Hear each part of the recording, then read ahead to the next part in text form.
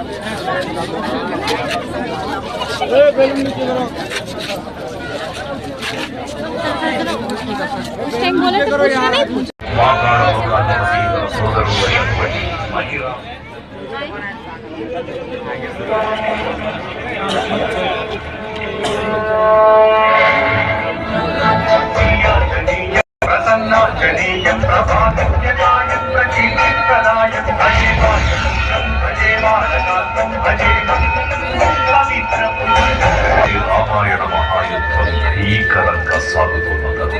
శ్రీరామచంద్రుడి సారథ్యం వానర సైన్యంతో విజృంభిస్తూ లక్ష్మణ స్వామి తనతో పోరాటం చేస్తున్న రావణుడి కుమారుడు ఇంద్రజిత్ తనని బాణంతో ఒక్క వేటుతో వేరు చేశాడు.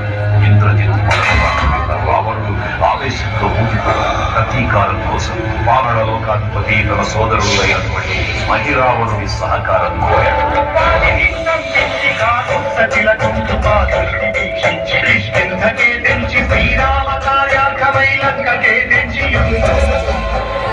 ఆ జీవి మకరధ్వజుడు అనే తన పుత్రుడు మహాసముద్రాన్ని కాకుండా నీటిలో పడ్డను వేదవిందు ఒక మొసలి గ్రహించడం వల్ల జన్మించాడని తెలుసుకొని ఆశ్చర్యపోతాడు.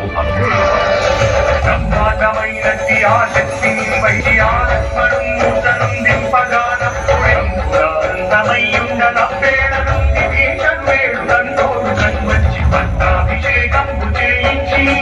సీతామహాదేవిని తెచ్చి శ్రీరామునిచ్చి అంతన్నయోధ్యాపురించొచ్చి